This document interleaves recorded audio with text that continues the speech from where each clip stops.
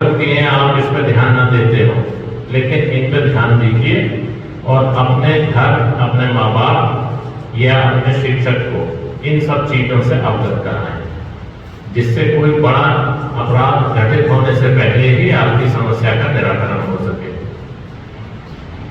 कई बार छोटी छोटी बातों को आप बच्चियां इस कारण घर पे नहीं बताते कि कहीं हमारा स्कूल जाना न बंद हो जाए, हमारे घर वाले हमें ही दोषी न मान लें। तो ऐसा बिल्कुल नहीं है। आपके माँ बाप हैं, आपको समझते हैं और आपका स्कूल जाना नहीं रुकेगा।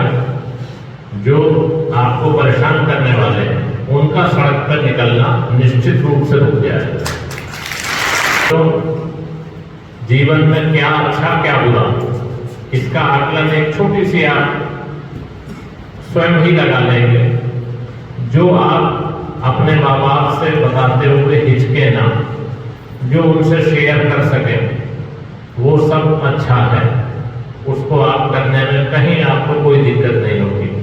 और जहां जिस काम को करने में जरा भी अपराध बोध हो कि हम अपने माँ बाप से इन बातों को शेयर नहीं करेंगे, तो समझो आपको वो काम नहीं करना चाहिए। आपके सबसे बड़े शुभचिंतक कौन है? आपके परिवार में सबसे बड़े शुभचिंतक कौन है? बताओ, माँ या बाप? आपको हमेशा उनकी बात को मानना चाहिए। वो आपके हित की ही बात करेंगे। बहुत सी आप बीमार होते हैं, बच्चों दवाई खाते हैं, दवाई मीठी रहती है या कुछ कड़वी भी होती है? कड़वी भी होती है। तो वो दवा किस लिए दी जाती है? कि आपका बीमारी का उपचार हो सके। इसी प्रकार अगर माँ बाप कोई कड़वी बात कह रहे हैं या डांट रहे हैं, तो आपके निश्चित जानिए भले के लिए डांट रहे हैं।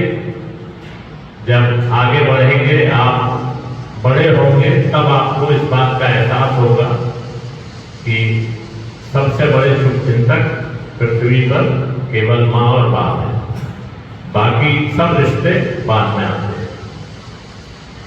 आपको सावधानी की मैंने कहा, आप स्कूल आते हैं जाते हैं, जैसे सब बच्चियों में दुपट्टा है।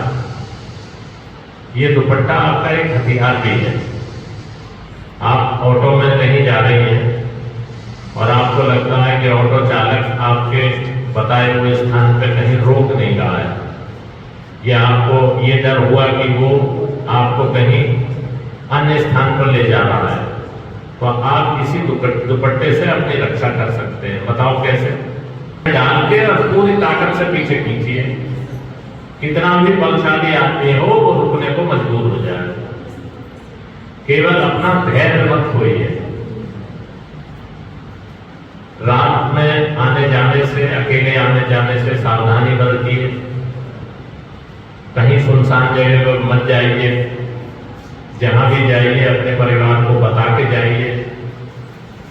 अगर आपको अकेले भी कहीं ट्रैवल करना पड़ रहा है और आपको लग रहा है कि और कोई उस वाहन में नहीं है, तो आप उसका सब पे मोबाइल है, कहीं आते जाते हैं, स्कूल तो नहीं जाते होंगे, आने जाने में तो मोबाइल रहता है। आप उसका फोटो खींचिए, अपने परिवार वालों को भेजिए और उसे सुनाते हुए बात कीजिए कि हाँ, इस नंबर के ऑटो से मैं अपने घर आ गई हूँ।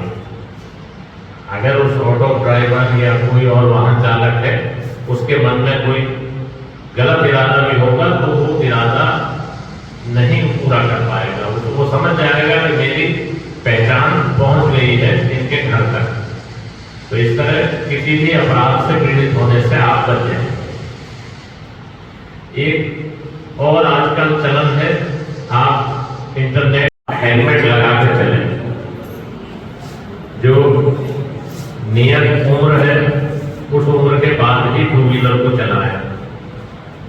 हेलमेट धारण करें। बहुत सी दुर्घटनाओं में केवल इंजरी, हेड इंजरी की वजह से नुकसान ज्यादा होता है, उससे बच सकें। अपने परिवार को भी जागरूक करें, अपने पिता को, अपने भाइयों को, सबको कहें कि बिना हेलमेट वाहन न चलाएं। जो एमवी एक्ट के नियम है, प्रावधान है, उनका पालन करें। आपको मालूम है कि होली कितने हर्षोल्लास का त्यौहार है, लेकिन प्रदेश में दर्जनों ऐसी दुर्घटनाएं हुई हैं विगत में भी कि जिसमें लोगों को जान गंवानी पड़ी, केवल थोड़ी सी असावधानी, नासमझी। लिखें